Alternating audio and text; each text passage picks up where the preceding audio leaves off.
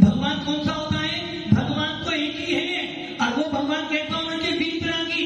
यदि आपने ये सुना आचार्य भगवान करे भगवान तो सच्चे ही होते हैं। सच्चे भगवान वो होते हैं जो वीतरागी होते हैं।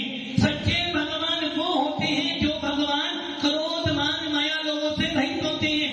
सच्चा भगवान तो वो होता है जो संपूर्ण विश्व के लिए कोई भी काम ना करे।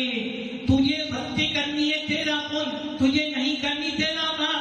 भगवान कभी किसी के बड़ा बुरा ना भला करते ना बुरा करते हैं। भगवान देखा किसी ने? इतने सालों से भगवान देखा ही नहीं। भगवान देखा नहीं? देखा। मंदिर में कौन? भगवान तुम्हें मैं खत लिखता पर पता मुझे मालूम नहीं। सबका पता है। डॉक्टर जी आपको एक पत्र लिखना भगवान जी को, एड्रेस है ना? और देवों के पास लिखना हो तो एड्रेस है। देव कहाँ रहते हैं? अधो लोग, मध्य लोग, उर्दू लोग में। और यदि आपको सीएम को लिखना हो तो एड्रेस है, पीएम को लिखना हो तो एड्रेस है, राज्यपाल को लिखना हो तो एड्रेस है, और मैडम को लिखना हो तो एड्रेस है। और वहां लिखना हो तो वहां कहां? बाहर, अंदर वाली नहीं, बाहर कोई एड्रेस। आप देखो तो सबका एड्रेस है। आपकी आत्मा का एड्रेस है क्या? क्या आपकी आत्मा का एड्रेस है क्या? है। मेरी आत्मा का भी एड्रेस है, क्योंकि मेरी आत्मा कहाँ रहती है? मेरे अंदर। तो जो मेरी आत्मा उसका वही एड्रेस। किंतु भगवान का एड्रेस क्या है? भगवान का एड्रेस क्या है? अरे भाई जिनके एड्रेस होते हैं वो सच्चे भगवान। राम भगवान है, एड्रेस है। कौन से मंदिर में है? कोई कहेगा अयोध्या में बैठे हैं राम, और कोई कहेगा राम कहां बैठे हैं? बनारस। राम कहां है? वरुण अश्विनी जी कह रहे हैं भगवान सब जगह बैठे। अरे भैया भगवान का कोई स्थान ही नहीं है, मालिक ही नहीं भगवान। भगवान तो कहां बैठा है? लोग कहते हैं कण कण में भगवान। जो कुछ भी हो रहा है वो कौन कर रहा है? भगवान ही कर रहा है ना। तूफान आया भगवान ने किया, लोग मरे किसने मारे? भगवान ने मारे। सही है ना? कोई मर जाए तो भगवान ने मारा, कोई पैदा हो तो भगवान ने मारा, छापे वाले आ गए तो भगवान ने भेज दिया। सारे बुरे काम किसने किए? भगवान ने किए। बोलती जो और अच्छा किया हो तो किसने किया? नहीं, प्रिय बोलते हो बुरा करते हैं भगवान, और अच्छा तो मैंने किया, मैंने किया, मैंने। बात ये समझ लेना, यही तुम्हारे भावों की गड़बड़ी हो रही है। भगवान कहाँ है? सुख भी लिखता दुख भी लिखता पर पता मुझे मालूम नहीं। देवी मंदिर जाते हो, भगवान दुकान खोलने जा रहा हूं, अच्छी गाड़ी चले। अरे भगवान सोना बहुत महंगा हो गया थोड़ा सा। कौन बोल रहा है? सबको क्यों तो नहीं बोलते भाई, कहेंगे भगवान सोना और महंगा हो, किंतु जिसको लेना है भगवान थोड़ा सोना सस्ता हो, सारा ले लो फिर महंगा हो गया। तो क्या कहना आपने? सुख भी बोला दुख भी बोला, किंतु पता। और बिना एड्रेस की छुट्टी कहीं जाने वाली वापिस तुम्हारे पास में बैठे ही तुम्हारे भावों का लेखा जोखा, तुम्हारे भावों का लेखा जोखा कौन करेगा? कहते ना लोग, क्या कहते हैं? निश्चित जी क्या कहते हैं लोग? अच्छा कर ले वरना ऊपर ऊपर ऊपर जवाब देना पड़ेगा। अच्छा कर लो वरना ऊपर जवाब देना पड़ेगा, और जैसा करेगा वैसा फल ऊपर तुझे मिलेगा। अब ये सोचो ऊपर कौन तुम्हारा, कौन सी है बैठा ऊपर? रागी जी ऊपर कौन सी है बैठा? हेलो, गई भैंस पानी में, क्या करे? सिद्ध भगवान को कोई कोई काम तो है नहीं। कैलाश जी कोई काम नहीं है, बस एक ही काम है, वो तुम्हारा अकाउंट सेव वाला काम कर। अरे भैया, जो भगवान बही खाते देखता है, जो भगवान अकाउंट्स बनाता है, वो सच्चा भगवान, वो भगवान ही नहीं है। आपका अकाउंट किसके पास में है? मैडम के पास तो नहीं। जेब का अकाउंट तो मैडम के पास हो सकता है, तिजोरी का अकाउंट तो मैडम के पास में हो सकता है, किंतु तुम्हारा अकाउंट किसके पास? तुम्हारे स्वयं के पास। इसलिए समझ लेना, तुम्हारे भाव जब बिगड़ते हैं, तुम्हारे भाव जब अच्छे बनते हैं, तो तुम्हारा अकाउंट अपने आप। लोग कहते हैं ऊपर यमराज है और उसका एक प्रिय भी है। क्या नाम उसका? चित्रगुप्त। वो क्या करता है? सुख भी लिखता, दुख भी लिखता, पर पता मुझे मां। ये समझ लेना, जो ऐसे काम करते हैं वो देव हो सकते हैं, किंतु भगवान नहीं हो सकते। और जैन शासन के अंदर आचार्य उमा स्वामी यही बात कह रहे हैं, जो जीव सच्चे भगवान को मानता है, पूजता है, उसके भाव भी अच्छे बनते हैं। और जो जीव रागी, द्वेषी, मोही जीवों को पूजेगा, उसके भाव खराब बनेंगे। खराब भावों से संसार मिलेगा, अच्छे भावों से मोक्ष मार्ग मिलेगा, और अच्छे भावों से सीधा अनंत सिद्धावस्था। इसलिए भावों का आपके जीवन में क्या महत्व है, यही आचार्य उमा स्वामी पहले सूत्र में कह रहे हैं। अभी आपने पढ़ा था कर्म 8 होते हैं। कितने होते हैं कर्म? और आज आपकी परीक्षा तो आपकी डेली होती है, कभी घर पर, कभी दुकान पर जाते हो तो घर का आपकी परीक्षा करता है, और दुकान से जब घर आते हो तो बनीता जी परीक्षा कौन लेता है? जब घर से दुकान से घर आते हैं तो मैडम लेते, कितना कमाया, काका आज क्या क्या खर्च किया, काका गए थे, और देख लो कोई लाइट, जल्दी आ जाओ तो। अजी तुम दुकान से जल्दी आ जाओ तो क्या होगा? टेंशन किसको होगी? घर वाले, बाहर वाले भी है क्या? टेंशन घर वाले की होगी। क्यों? तुम्हें कोई काम नहीं, इतनी जल्दी जल्दी आ जाते हो, और लेट आ जाओ तो ज्यादा टेंशन, ज्यादा टेंशन।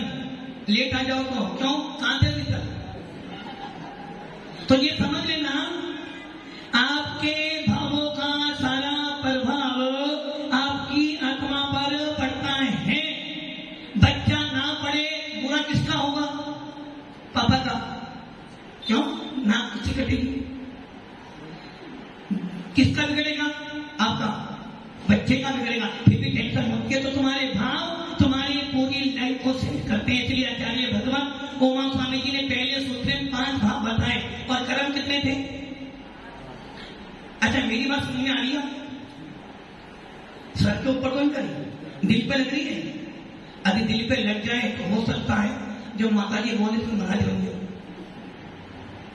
दिल पे लग जाए तो मतलब कि जितनी जितनी अच्छी बातें हैं, जितनी जितनी अच्छी बातें हैं, कीर्ति जी काटती है नहीं, दिल पे ही लगती। जितनी जितनी अच्छी बातें होती हैं दिल पे नहीं लगती, जितनी जितनी खराब बातें वो सब की सब दिमाग में जाती हैं, दिमाग को जाते सीधे दिल पे लगती है, और दिल तुम्हारा पूरा का पूरा नीचे टूट जाता है। और जब दिल पे बुरी बातों का असर होता है तो आपके परिणाम खराब बन जाते हैं। और यही कारण है अनादि काल से आप संसार में घूमते हुए आ रहे, उसका मूल कारण ये है कि आप अच्छी अच्छी बातों को तो डिलीट कर देते हो। देख लो अपना मोबाइल में एक भी अच्छी बातें नहीं होंगी। कौन सी बातें अच्छी लगेगी? जो दिल को पैसे वाली सारा अकाउंट कहां पे रहेगा? मोबाइल का स्पेशल कोटे में डालोगे। और महाराज का प्रवचन, मोबाइल का मतलब क्या था कि मोबाइल पे प्रवचन सुनते हैं। आपने क्या सुना? आप सब जो दिल को अच्छा लगा वो सुनोगे। मोबाइलों में महाराज के फोटो को ब्लैक लिस्ट में डाल दोगे, और फोटो किसके होंगे? जो दिल को अच्छा लगता है वो फोटो डालोगे। तो इसका मतलब क्या है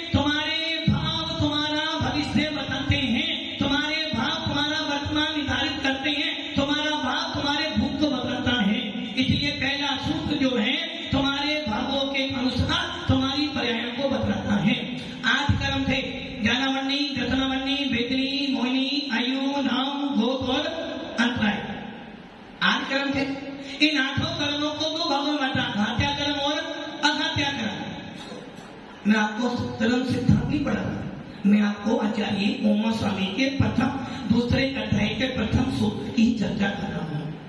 अब सबसे पहले देखो, मैंने बताया था और आचार्य ओमा स्वामी कह रहे थे भाग कितने होते हैं? 5, औपसेमिक, छाई, 6 औपसेमिक, औदाई, पारिणामिक। कर्म कितने हैं? 8। अब सोचो, आपके पास 1000 रुपया आपको 8 में बांटो नहीं बांटो। वैसे ही भाग कितने हैं? 5। कर्म कितने हैं? 8। वैसे 2 कर्म, 8 कर्मों को 5 भागों में बांटना है। सबसे पहले देखो आप, घात्या कर्म और अघात्या कर्म। जितने भी अघात्या कर्म, कौन कौन से अघात्या कर्म?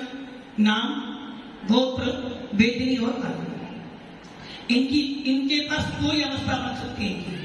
कितनी अवस्था? 2। या तो नाम, वेदिनी, आयु, गोत्र उदय में आएगा, और जब वो उदय में आएगा क्या होगा? कोई ना कोई तुम्हारा नाम होगा, शरीर होगा, कोई ना कोई आयु होगी, नीच सूक्ष्म होगा, कोई ना कोई आपको साता मिलेगी। कौन किस कर्म से उदय के? आपका नाम क्या है? योर नेम आशीष। किस नामकरण करने से? कौन सी आयु है? देवायु, मनुष्य। तो नाम किससे मिला? नामकरण के होते थे। आयु किससे मिली? आयु कर्म के होते थे। आपको साता मिलता, सुख मिलता, दुख मिलता है। अभी सुख मिल रहा है, थोड़ी देर में दुख मिलेगा। ये कौन हो गया? गोत्र कर्म के होते थे। और वेदी से मिले। चलो मान लो वेदी कर्म से तुम्हें सुख दुख मिल रहा है, तो नाम ने क्या करा? तुम्हें शरीर दिया, नाम दिया। आयु ने तुम्हें आयु दी, गोत्र ने औषधि कुल दिया, और वेदिनी ने सुख दुख दिया। तो क्या हुआ? 4 अघात्या कर्मों का उदय होता है, इसलिए औदायिक भाग हो गया। इन 4 कर्मों का विनाश करने से क्या मिलता है? ओ मेरे आत्म प्रदेश, जहाँ सिद्धों का है देश, चलो अब वहां चले। कहां जाना है? कहां जाना है? बनना क्या आपको? सिद्ध। तो सिद्ध अवस्था मतलब क्या मिलेगी? जब आपके 4 अघात्या कर्मों का विनाश हो, जब आपको सिद्ध अवस्था मिलेगी, तो ये निश्चित हो गया, वेदिनी, आयु, नाम और गोत्र, इन 4 अवस्थाओं में 2 ही भाग हो सकते हैं। या तो औदायिक उदय होगा, या फिर इनका विनाश होगा। कितने भाग थे? 5। अर्थात इन 4 अघात्या कर्मों का या तो कर्म उदय में आएगा तो औदायिक भाग, और 6 कर दोगे, विनाश कर दोगे तो क्षयिक भाव प्रकट हो जाएगा। अर्थात इन 4 कर्मों की 2 ही अवस्थाएं, उदय और 6। अब आ जाओ कौन से भावों पर? ज्ञानावणी क्या करता है? यदि किसी को ज्ञानावणी कर्म का उदय हो, कितना ही पढ़े बैठा आपको नहीं पाएगा, तो ज्ञानावणी कर्म का उदय भी होता है। 6 ऑप्शन हो जाए तो कुछ 6 करा, कुछ दबाया, तो मति ज्ञान, शुद्ध ज्ञान उत्पन्न होता है। ज्ञानावणी कर्म के 6 ऑप्शन से ज्ञानावणी कर्मों का कुछ 6 हुआ, कुछ उपसम हुआ, तो हमें मति ज्ञान, शुद्ध ज्ञान, अवधि ज्ञान, बड़े ज्ञान प्राप्त हो सकता है। इसलिए ज्ञानावणी का क्या हो गया? उदय भी होता है, औदायिक भाव भी होता है, और 6 ऑप्शन भी होता है। और नंबर 3 कौन सा बचा? 6 ऑप्शन हो गए, औदायिक 6। ज्ञानावणी कर्म के विनाश करने से क्या मिलता है? परीक्षाएं आपकी आज। ज्ञानावणी कर्म के 6 होने पर क्या मिलता है? केवल ज्ञान। मति ज्ञान तो कब मिला? कुछ कर्मों का 6 किया, कुछ का उपसम किया। ज्ञानावणी कर्म के 6 उपसम होने पे मति ज्ञान मिलता है, शुद्ध ज्ञान मिलता है, और ज्ञानावणी के उदय होने पे कुछ भी नहीं मिलता। और ज्ञानावणी कर्म का पूरा विनाश करा तो क्या मिल गया? केवल ज्ञान क्षयिक भाव। तो ज्ञानावणी कर्म का 6 भी होता है, उदय भी होता है, और 6 उपसम भी होता है। 3 आवाज और दर्शनावणी के भी 3। अर्थात ज्ञानावरणी दशरावरणी अंतराय क्रम का उदय भी होता है, क्षय भी होता है, क्षयोपशम भी होता है। अब आती है अगली बात, सबसे मेन बात। अब कौन बचा? कौन बचा? पवन जी कौन बचा? एक ही बचा। जब सामने देखो कौन बचा? कौन सामने? कौन बैठा है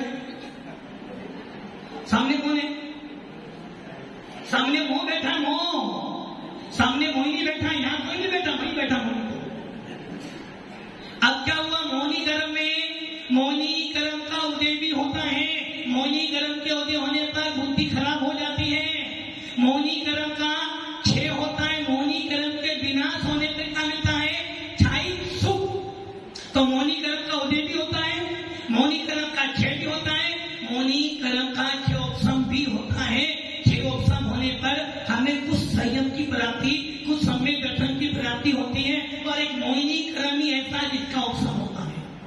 आठों कर्मों में मात्र एक मोहिनी कर्म ऐसा जिसका उपशम होकर जिसे दबाया जा सकता है, जिसकी चर्चा आचार्य आगे करेंगे। तो क्या हो गया? ज्ञानावरणी दशनावरणी अंतराय की तीन अवस्था, उदय भी होता है, क्षय भी होता है, क्षयोपशमिक भी होता है। मोहिनी कर्म का उपशम भी होता है, क्षय भी होता है, क्षयोपशम भी होता है और विनाश भी होता है। नाम, वेदनी, गोत्र और वेदनी, इनका क्या होता है? उदय और क्षय होता है। ये भाव तुम्हारी आत्मा को निर्धारित करते हैं। अब देखते हैं थोड़ी चर्चा और। अब वो चर्चा कर रहे हैं आत्मा कैसी है आपकी, आत्मा कैसी है? पंकज जी आत्मा कैसी है? आत्मा कैसी है? शुद्ध। कैसी आत्मा? आत्मा कैसी है? शुद्ध। आप सब शुद्ध हो, संतों की शुद्ध हो।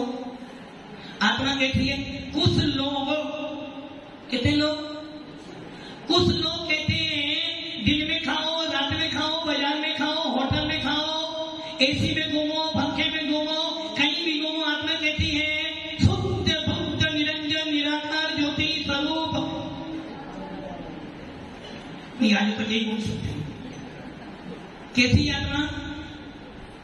शुद्ध बुद्ध निरंजन निराकार ज्योति स्वरूप, दाता विधाता के हुक्म से।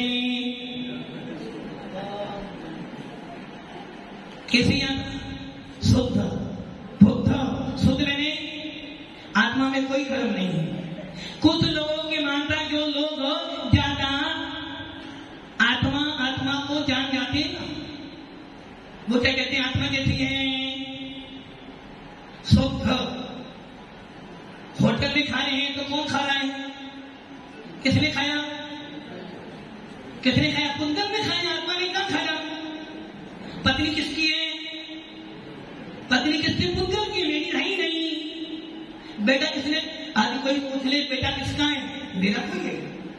कहां से आ गया? उसको आना था, मेरा बेटा ही नहीं। बेटा मेरा नहीं। पत्नी किसकी है? पुद्गल की, आपकी नहीं है। पुद्गल की। खाता कौन है? पुद्गल। राग द्वेष क्रोध मान माया लोग कौन करता है? अरे महाराज क्या बात करते थे? कर्म है। मैं कर्म तो हुई नहीं, मैं तो आत्मा हूं। और आत्मा तो शुद्ध बुद्ध निरंजन निराकार ज्योति स्वरूप है। आत्मा तो अविनाशी है। आत्मा में कोई कर्म नहीं है। आत्मा अलग है। कर्म जैसे किसी को आलू खाने का बहुत शौक है। किसको आलू खाने का शौक है?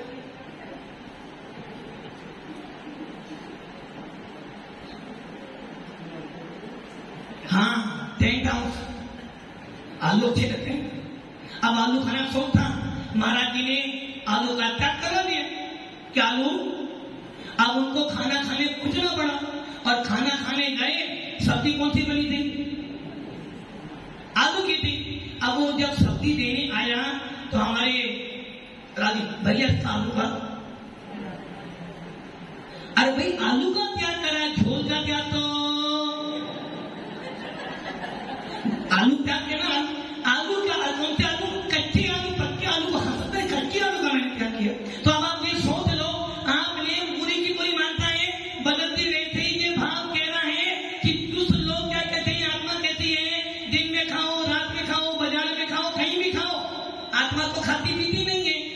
कैसी हो गई? सुख था। दुकान पर दिन भर सवेरे 8 से लेकर 9 तक दुकान पर रहे, पैसा बहुत आया। भाई तुमने रात दिन, अरे महाराज क्या रात दिन, मैं क्या करता, मैं किसी का कुछ भी करने वाला हूँ, स्वतंत्र निष्ठल निष्ठा जाता दिखा आत्म राम, मैं जिनका करता क्या काम होता स्वयं। आचार्य महाराज मैं कुछ नहीं करने वाला, मकान किसने वाला बन गया। कर्म किसको? कर्म मैं कौन हूँ? चेतन स्वरूप। आप ही कहते हो महाराज जी तो कहती आत्मा कहती है चेतन स्वरूपी, आत्मा कहती है निरंजन स्वरूपी, आत्मा में कोई कर्म बंद नहीं है और कर्म अलग है और आत्मा। महाराज भेद विज्ञान किसे कहते हैं? आत्मा अलग है, कर्म कौन कह रहे हैं? कौन कह रहे हैं? हम नहीं कह रहे, आप कह रहे क्या? अश्विनी की आत्मा अलग है, शरीर अलग है, अलग है। आप आत्मा हो, शरीर हो, शरीर हो, शरीर बोलता नहीं है, शरीर खाता नहीं है, शरीर पीता नहीं है, शरीर चलता नहीं है, शरीर हो या आत्मा हो? आप आत्मा हो, शरीर हो? अरे देखो कह रहे महाराज आप हमें घुमा देते हो। अरे भैया तूने 7 फेरे तुमसे लिए घुमा मैं रहूं तेरे को, मतलब ये तो अच्छी बात हो गई, फेरी लिए तुमने 7, मजे लिए तुमने और घुमा मैं रहूंगा। मतलब कि तुम्हें तो ये कहना चाहिए महाराज जब से तुम आए हो कम से कम मेरे 7 फेरों से मैं बच रहा हूं, तुमको उनका आरोप न करो। भैया अभी आरोप लगाओगे तो मान हानि का दावा हो सकता है। आपको तो ये कहना चाहिए महाराज जब से आप आए कम से कम मेरे घर की टेंशन मेरी भरी हो गया, मैं यहाँ रहता हूँ और ऊपर से आरोप लगा। मतलब की आत्मा कैसी है ये ध्यान रखना। आपको मैं गो बातें बता रहा हूं। तत्वा सूत्र का पहला सूत्र बहुत महत्वपूर्ण है और मैंने अभी अपनी थोड़ी सी भाषा समिति को चेंज कर दिया क्योंकि तुमको ज्यादा हाई डोज देने का मतलब डॉक्टर जो होता है ना, यदि संतोष की बीमार हो जाए, होंगे नहीं क्योंकि उनके ऊपर गुरुदेव का आशीर्वाद है, मान लो बीमार हो जाए तो इनके लिए पूरा कैप्सूल पूरा देना पड़ेगा, पूरी डोज देनी पड़ेगी। और यदि निक्षेप बीमार हो जाए तो आदि, और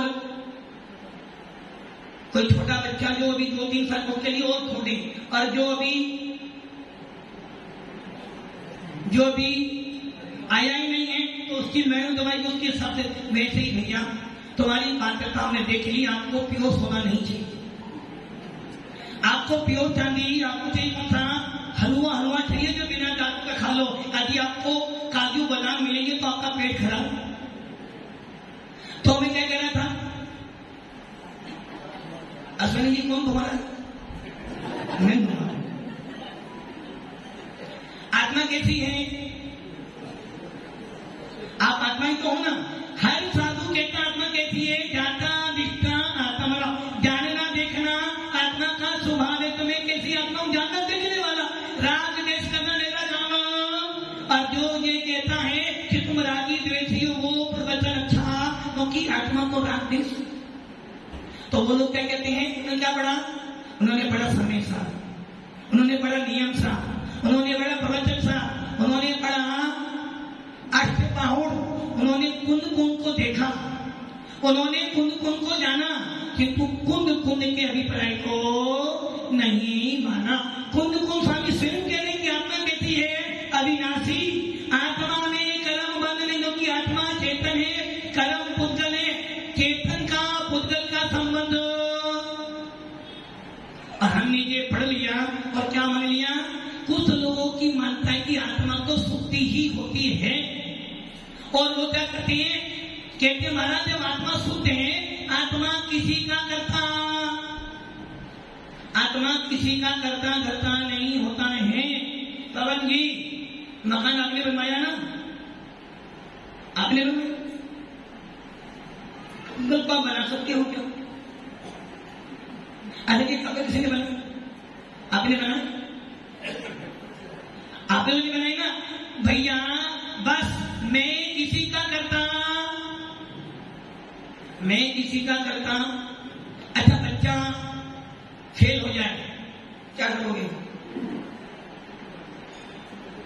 धीरज जी, यदि बच्चा फेल हो जाए तो आपने फेल करा, क्या तुम अपने बच्चे के भाग्य को बना सकते हो, बिगाड़ सकते हो? क्यों? क्योंकि मेरे हाथ में। क्या आप पूरे विश्व को विनाश कर सकते हो, सुधार सकते हो? क्यों? कि मैं किसी का करता धरता। और जब घर जाते हो मैडम बोलेगी आज मैं मंदिर में कोई ना, मेरे बिना पूछे कोई दान मत देना। अरे भैया, हम किसी के करता धरता, हम किसी के सुख दुख में, मान लो तुम्हारे को भूख लगी है और पापा भोजन कर ले तो पेट भरेगा तुम्हारा, क्यों? मान लो हाँ, तुमको 2 लाख का लाभ हो गया, कौन कौन खाएगा? देखो तो अभी भी माया करेगा, क्या करा? अभी मुझे 2 लाख का लाभ हो तो 5% तो आता ही नहीं, 90% में नहीं हो, उसे कौन खाएगा? मतलब तुम अकेले दल बल के साथ में खाओगे। और मान लो तुम्हें 5 लाख का लॉस हो जाए तो 5% में दूंगा, क्यों? अभी लॉस हो जाए तो 5% मेरा। अगर तुम्हें लॉस होगा तो उसमें हिस्सेदार कौन रहेगा? अकेले तुम बनोगे। अरे भाई, मेरे सुख दुख का भाग्य विधाता में स्वयं और कोई नहीं हो सकता। इसलिए कुछ लोग कहते हैं कि आत्मा किसी का करता धरता नहीं, इसलिए महाराज मैंने कर्म मांगे कहां से हो गया? मैं तो किसी करता हूं, इसलिए मैं कौन हूं? शुद्ध बुद्ध निरंजन निराकार स्वरूपी आत्मा हूं। इसलिए मुझे वर्तमान में कोई कर्म बल ना था, ना होगा, ना कभी था। बताओ, ये मानता ठीक है? ये मानता ठीक है क्या? बस इसी मानता को समझने के लिए पहला सूत्र दूसरे अध्याय का दिया है, चर्चा आगे फिर करेंगे। ओम नमः शिवाय।